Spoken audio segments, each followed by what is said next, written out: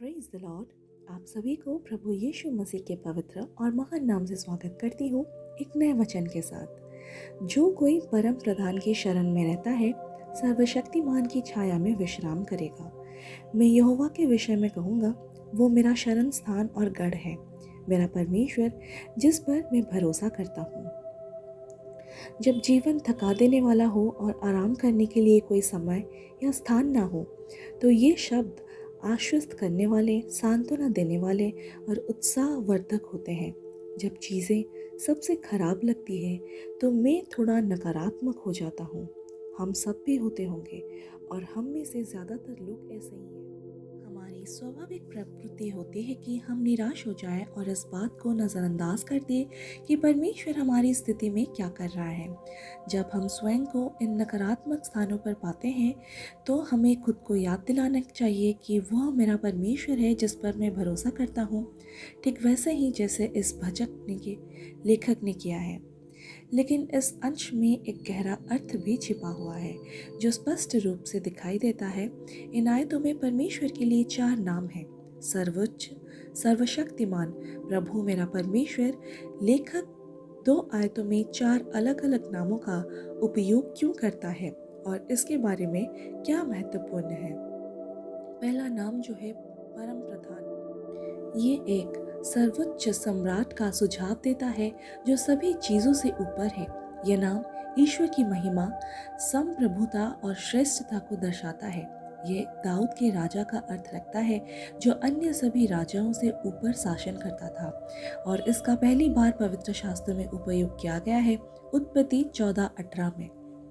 पुजारी या राजा मल्कीसदक के साथ अब्राहम के मुठभेड़ का वर्णन करते हुए, तब शालोम के राजा मल्कीसदक ने रोटी और दाख मधु लाया।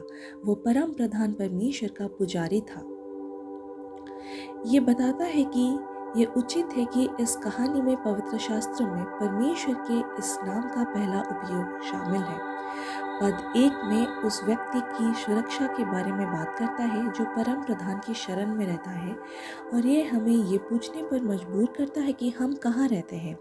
क्या हम अपने स्वयं के संदेह में रहते हैं? क्या हम क्रोध में रहते हैं? क्या हम इस बात में रहते हैं कि क्या हो सकता है या क्या होना चाहिए? या क्या हम परम प्रधान परमेश्वर, स्वर्ग के पवित्र राजा की शरण में रहते हैं जो हमें बचाने और रखवाली करने का वादा करता है। दूसरा नाम है सर्वशक्तिमान, यानी कि शादाई। शादाई के कई अर्थ हैं, लेकिन जैसा कि आप कल्पना कर सकते हैं, ये मुख्य रूप से एक शक्तिशाली ईश्वर का सुझाव देता है जो हमारी कल्पना से परे मजबूत है और हमारी हर ज़रूरतों को पूरा करने में सक्षम है। वह ईश्वर है जिसने समुद्र को विभाजित किया और सारी सृष्टि को नियंत्रित करता है। उसके नाम और उसकी शक्ति में ऐसी कोई ज़रूरत नहीं है जिसे पूरा नहीं किया जा सकता है, और कोई भी परिस्थिति जिसे वो दूर नहीं कर सकता। तीसरा नाम है यहोवा, परमेश्वर का व्यक्तिगत नाम है जो जलती हुई झाड़ी के पास मूसा को पता चला। परमेश्वर के लिए यह व्यक्तिगत नाम यहूदी धर्म में इतना पवित्र माना जाता था कि वो मूल उच्चारण अनिश्चित है। सिर्फ इतना ही है कि इसमें कुछ अक्षर शामिल थे। इसका अनुवाद याहवे, यहोवा और अधिक बार यहोवा के रूप में किया गया है। इस नाम का महत्व ये है कि ये एक संबंधित परमेश्वर का प्रतिनिधित्व करता है जो चाहता है कि हम उसे एक गहरे व्यक्तिगत स्तर पर जानें। परमेश्वर जो सभी चीज़ों का सर्वशक्तिमान दिव्य शासक है, वो परमेश्वर भी है जो हमारे सिर से लेकर हर बाल तक, पैरों तक, हमारे दिलों में हर खुशी और डर को जानता है और चाहता है कि हम उसे एक दोस्त की तरह घनिष्ठता से जानें। और परमेश्वर जिसने ब्रह्मांड और इसमें मौजूद सभी चीज़ों को बनाया।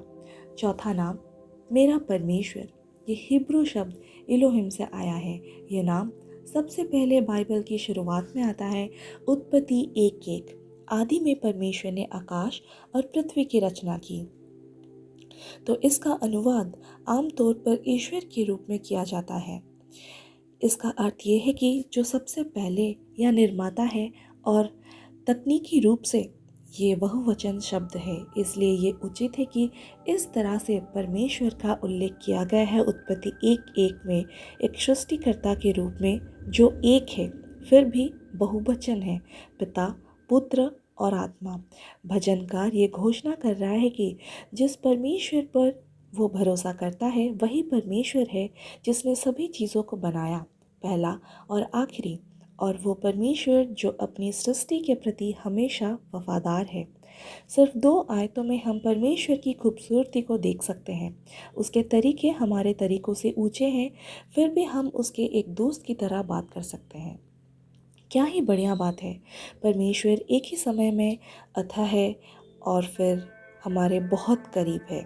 इसकी छाया और उसकी शरण में हम अपनी आत्माओं के लिए शक्ति, आराम और विश्राम पाते हैं। एक लेखक और संगीतकार के रूप में ये बताया गया है, जो व्यवहारिक, सार्थक, प्रासंगिक और उन छोटी छोटी बातों के प्रति सचेत हो जिन्हें हम अपने दैनिक जीवन में अनदेखा कर सकते हैं। अगर आप भी जीवन में कोई कठिनाइयों का सामना कर रहे हैं तो ये आयतों को ध्यान करें और इनके वचनों को लेकर प्रार्थना में लगे रहें। देखिए परमेश्वर आपको कठिन से कठिन परिस्थिति से कैसे निकालता है। अगर हम विश्वास से मांगे तो सब कुछ हो सकता है। Praise the Lord, hallelujah, amen.